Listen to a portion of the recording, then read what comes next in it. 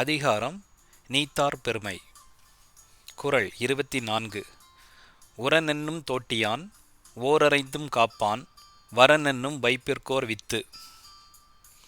உரன் அறநெறி எனும் தோட்டியான் அதையே தோட்டியாக கொண்டு ஓர் அந்தும் ஐம்புலன்களையும் காப்பான் காக்கிறவர் வரன் உயர்வு எனும் வைப்பிற்கு பெருமை என்னும் செல்வத்திற்கு ஓர் வித்து சிறந்த விதை.